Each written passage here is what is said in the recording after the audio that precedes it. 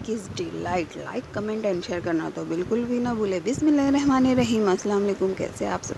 उम्मीद करती हूँ सब खैरियत से होंगे। ये देखिए आज मैंने बनाई है तुर्किश ब्रेड जो बनाना बहुत ही ईजी है, बहुत ही फटाफट से बन जाती है। तो चलिए इसको बनाना झटपट से स्टार्ट करते हैं। ये ले लिया है मैंने इंग्रेडिएंट। इसके लिए सबसे पहले लिया है 250 ग्राम मैदा। उसके बाद ये है ईस्ट, ये मैंने बेकरी से मंगवाई है। उसके बाद यहाँ पर लिया है 1 कप मैंने हल्का सा गर्म दूध। उसके बाद यहाँ पर इसके साथ ही ले लिया है पानी, वो भी हल्का सा गर्म है। ये है ऑयल, जिसके लिए मैंने 2 से 3 टेबल स्पून ऑयल लिया है, जो इसके अंदर हम यूज़ करेंगे। तो चलिए सबसे पहले इसको हम तैयार कर लेते हैं। इसका आटा ये ले लिया है मैंने बाउल। इसके अंदर सबसे पहले मैं ऐड कर दूँगी हमारा दूध, जो हल्का सा गर्म है। बहुत ही हल्का सा वार्म मिल्क लेना है हमको। ये डाल दिया इसके अंदर। अब ऐड कर दूँगी मैं पानी, आधा कप पानी डालेंगे। इसके बाद ऐड कर देंगे हम 2 टेबल स्पून के करीब ऑयल। 2 टेबल स्पून इसके अंदर हम भर के ऑयल डाल देंगे। अब इसके अंदर ऐड कर दूँगी मैं ईस्ट को हम अच्छे से इसके अंदर डाल देंगे।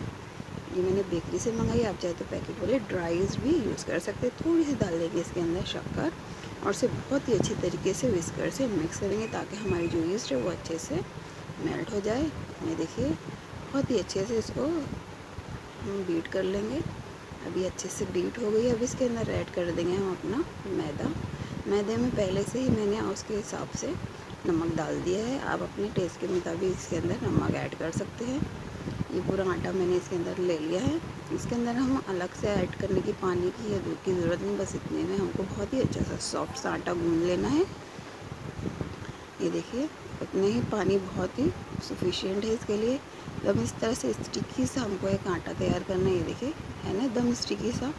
इसे इसके बाद हाथ में ऑयल लगा के बहुत ही अच्छे से हम इसको बाइंड कर लेंगे। ये देखिए हमारा रेडी हो गया डो। इसे अच्छे से फैला लेंगे और ऊपर से डाल देंगे थोड़ा सा ऑयल। थोड़ा सा ऑयल लगा के सारे साइड्स पे हम अच्छे से लगा देंगे ऑयल को हाथ की मदद से। इसे ढक के रख देंगे हम तकरीबन 1 घंटे के लिए। 1 घंटे में ये साइज़ में डबल हो जाना चाहिए। इस तरह कवर करके रख देंगे और बीच में इसको ज़रा भी ना खोलेंगे। 1 घंटे के बाद हम इसको देखेंगे तो ये साइज़ में डबल हो जाएगा। ये देखिए 1 घंटा हो गया है, हो गया ना डबल साइज़ में। इस तरह इसे बीट करेंगे, एक फैट मारेंगे और इसे अच्छे से सारी जो एयर है इसके अंदर की निकाल देंगे। ये देखिए आराम से सारी एयर हमने निकाल ली है। अब इसे हम दूसरे बोर्ड पे ले लेंगे और इसके अच्छे से रोल आउट करेंगे। जो इसके अंदर की बची हुई एयर है वो अच्छे से निकल जाए, ताकि हमारी जो तुर्किश ब्रेड है बहुत ही मज़ेदार से बने। इस तरह रोल करते जाएंगे हम, इसकी एयर निकालते जाएंगे। ये देखिए खूब अच्छे से थोड़ा थोड़ा आटा डाल के इसको रोल कर लेना है। अब इसे 4 हिस्सों में ले लेंगे, ताकि हमारी 4 जो रोटी है तुर्किश ब्रेड है जो बन जाए। ये देखिए इस तरह से पूरे 4 हिस्सों में कर लेनी है इसको। जितना मैंने 1.25 किलो आटा लिया है उसके अंदर 4 रोटियां आराम से बन जाएगी आपकी। ये देखिए इस तरह लोई बना के हम साइड में रख देंगे और उसे भी ढक कर रखेंगे, ताकि जो उसके अंदर पापड़ी ना पड़े। ये देखिए पहले एक लोई लेंगे और हल्का से इसको हाथ में आटा लगा के हाथ से फैलाएंगे। फिर बेलन से इसे अच्छे से बेल लेंगे। बहुत ही ज़्यादा पतली नहीं बेलना है हमको, अच्छी मोटी बेलना है, ताकि हमारी जो ब्रेड है अच्छी सी फ्लफ़ी और मुलायम बने। ये देखिए इस साइज़ में बनाना है, इतनी ही मोटी रखना है। यहाँ पर मैंने तावा भी रख दिया था गर्म करने, उसके ऊपर हमारी जो रोटी है डाल देंगे। एक साइड में थोड़ी देर के लिए सेकेंगे, ताकि जा दूसरे साइड से इस तरह के बबल आ जाए, तो इसको फिर हम पलट लेंगे। ये देखिए इस तरह से एक साइड से सेक लेंगे और दूसरे साइड भी अच्छे से उसको सेकते जाएंगे। फिर इसको इस तरह से पलट लेंगे। देखिए रोटी हमारी फूलना शुरू हो गई। थोड़ा थोड़ा से प्रेस करेंगे, ताकि हर जगह से हमारी रोटी जो अच्छे से फूल जाए। ये देखिए दिख रही है ना फूल रही हर साइड से। इस तरह हमारी जो रोटी है तुर्किश रोटी बहुत ही अच्छी सी फ्लफ़ी बनेगी, बहुत ही सॉफ्ट बनेगी।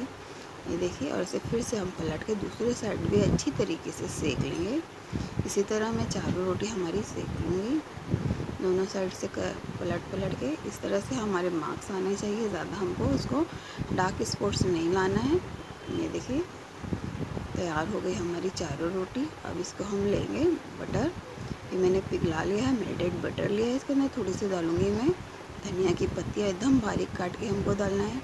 इसके बाद इसके अंदर ऐड कर दूँगी मैं चिल्ली फ्लेक्स अपने हिसाब से। इसके अंदर हमको चिल्ली फ्लेक्स ऐड कर देना है, नमक नहीं डालना, क्योंकि बटर में पहले से ही नमक होता है। और हमें सारी जो तुर्किश ब्रेड है उसके ऊपर इस तरह से अप्लाई कर देना है, लगा देना है साइड साइड से, ताकि ताकि जो हमारी तुर्किश ब्रेड है वो और भी ज़्यादा टेस्टी बन जाए, टेस्टी लगे।